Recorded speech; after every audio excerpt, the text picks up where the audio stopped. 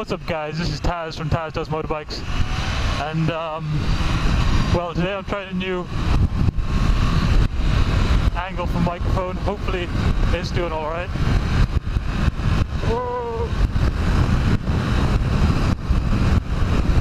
It's fine, it's fine.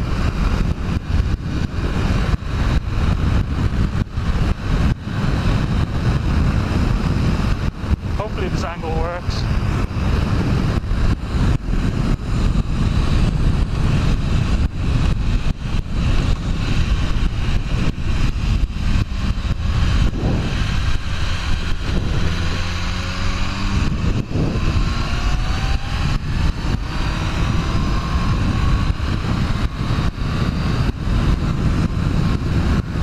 So, bit of a change of scenery today. We're going up into the mountains today. It's nothing like the Tail of the Dragon, but that I am Ramkin rides, but you know, we'll give it a go. So what I was thinking of talking about today were exhausts, because I'm thinking of getting a Yoshimura exhaust system / end can, either one for my Fireblade. But I was thinking, what are the other exhausts out on the market? Does anyone know? I know there's Akrapovic, I know there's Yoshimura, I know two brothers, but I'm pretty sure they don't do an exhaust for this bike. I might be wrong, but I'm pretty sure they don't. And then there is Blue Flame. I'm not sure if Blue Flame is still going anymore, but I know they used to make exhausts. There's Vipers, I think there's Micron. I may be wrong about that, they might not make exhausts, but I think they do. I see nothing wrong with a little bump and grind, with a little bump and grind.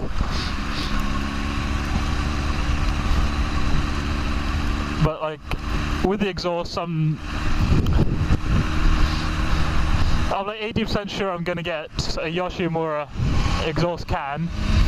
But if anyone can think of any more exhausts I didn't mention, just hit me up with a message, or you know, send me a message, leave a comment saying these guys make exhausts, you should go for them, blah blah blah, you know. And if anyone has any experience with any of the above, the previously mentioned end cans, leave a message, tell me why. I'm sorry if I'm snivelling a lot, I've got a cold. But yeah, that's the first topic so far. How long are these on green for up there?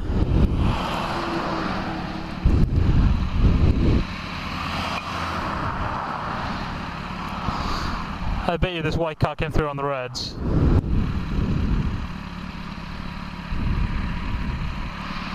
Whoo, that sheep transporter!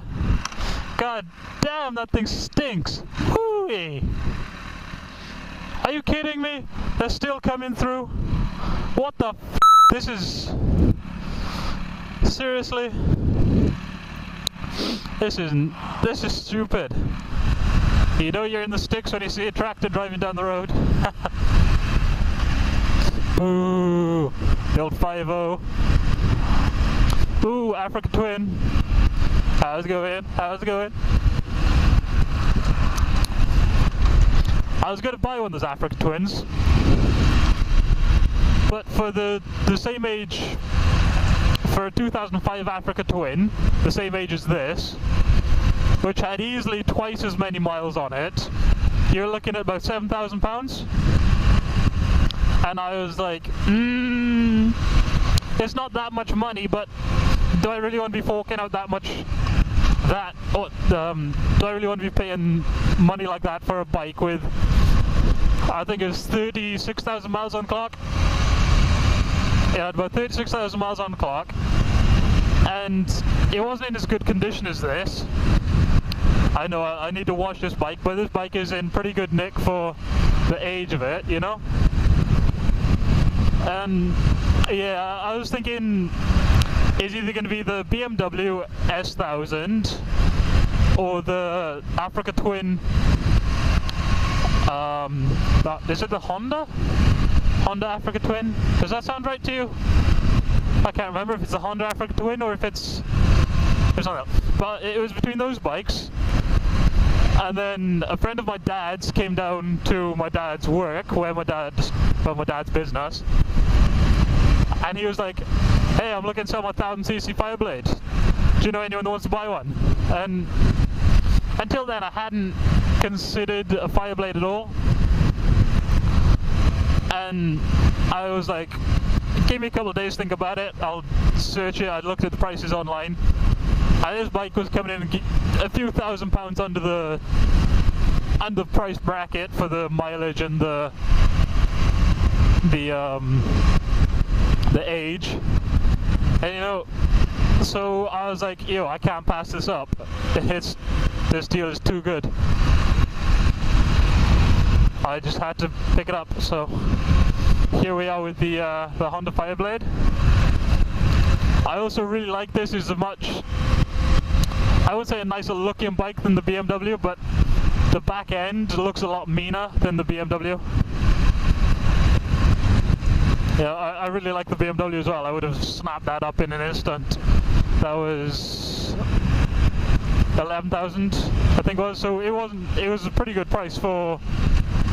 That was a lot newer though. That was a 2010 or 11. I'm pretty sure it was 2010 or 11 bike. And yeah, that was a really good price for it, and it only had 4,000 or 5,000 miles on the clock. So can't really go wrong for that price. But this came in, down the road off. But yeah, this bike came in at the right price, and I just had to snap it up. There's nothing I can do. It's inevitable. The one thing that got me was the insurance. I don't know about anyone else. Oh, and also another reason for buying this is because I know what they're like. That's like, I know everyone says that every bike is different. You could jump on the Fireblade, say I could jump on my track Fireblade and I could just jump straight on this, and they'd be two totally different animals. But because I have the 2012 Honda Fireblade for a track bike, for my race bike, I know, I have a rough idea what's happening, what it's gonna be like, what I'm gonna be letting myself in for. It was quite different though, coming from my 750 Suzuki, the GSXF. It's the sports tourer. Coming from that onto this bike, it was a bit of a step up, even though I was used to the track bike. It was still kind of scary using something this powerful on the road. But now, you know, I'm used to throwing it. I'm used to going around corners, throwing it about. I'm used to it totally. It's like, you know, it's like an extension of my arms, if you will. But you know, yeah, it's a great bike. I'd recommend it to anybody, especially the 2005 one with the exhaust up the middle. I believe they only did that for 2 years, maybe, from 2003 to 2005. It was only 2004 to the end of 2005. I can't remember, don't quote me on that. I'm not entirely sure. But I would prefer this over the one in front. The one in front is Repsol colours, but he's got the exhaust out the side. I really don't like that in bikes. It doesn't look nice. And it's the really stupid little dumpy exhaust. I don't know if anyone, like, I don't know what anyone's preferences on them are, but I really hate them. It's like a tiny little, like, not tiny, but like, it's an exhaust. It's about that long that comes out the side of the exhaust, the side of the bike, sorry. And you know, I just hate it. I think it ruins the look of the bike. It makes it look ridiculous. what are your thoughts on that? Like, do you like these small exhausts? Do you like exhausts coming out the side of the bike or up under the tailpiece like this bike? Or I don't know. Just leave your opinions in the description box below. And let me know what you think. Why you like the look of it, or what bikes you like the look of, and why. Also, leave the bikes that you own and drive or ride in the description. And if you have a track bike, leave that in the description. Tell me why you bought that, how you find it. Yeah, that that kind of went on for a bit. Look at this view. I love this place. This hill here is feral slog. I don't think the GoPro will do it justice, but this is one hell of a steep climb.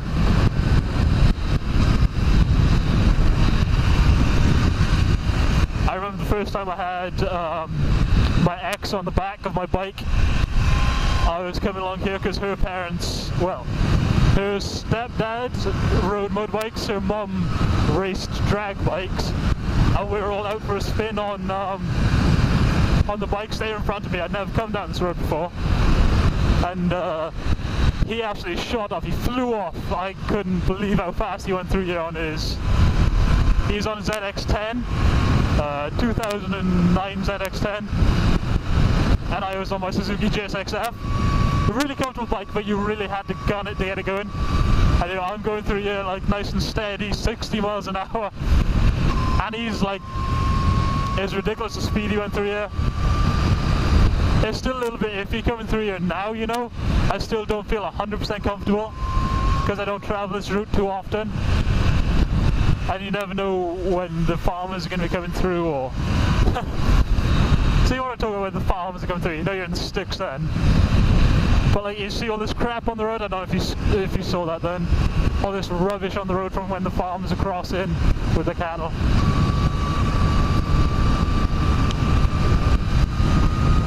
That same day when we were out for out on the bikes with my ex-girlfriend, or my ex on the bikes, back there where that long straight was, we came down along that long straight before we got up onto the incline. Along there, she was grabbing hold of my waist, as the pillion does, and I could feel her hand slipping off me. I literally had to grab hold of her and keep her on. We were only doing about 110, 120 miles an hour, and I had to physically hold on to it to stop it from falling off the back. That was a dodgy moment. That kind of scared me a little bit, you know, because I thought, like, being brought up around motorbikes, oh, she'll know what she's doing, she'll know hold on and stuff, but apparently not. She, yeah. He is a cheery soul. It's really stupid because when I see someone smiling at me, I'll smile back at them, but I have my helmet on. It's like, I don't know, it's just trying to remember that you have your helmet on, and the smiling at people doesn't affect them. And with the tinted visor on as well, the tinted visor doesn't help matters either. Okay, now guys, if you see it turning for... No, never mind.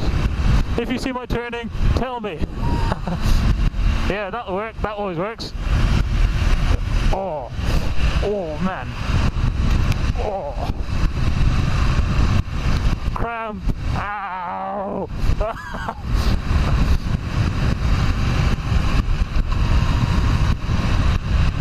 Hello there, walkers and your silly hats. How you doing? That's the only problem with the bike. The one thing that is a pain in the ass is that it doesn't actually have a fuel gauge, and I don't know if you can get a fuel gauge for it. But is that my turning? This may be my turning. Yeah. Yeah, that's my turning. Is it? Wait, oh no. Wait, where's my turning? There it is.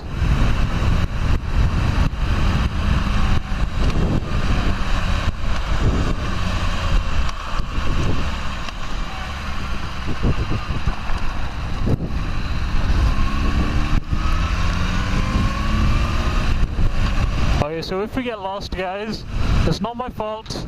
I've never traveled this road before. I missed this turning last time. Ooh, there's a horse. How you doing, horsey? Oh, there's more horses. Hi. He's like, what you waving at, boo?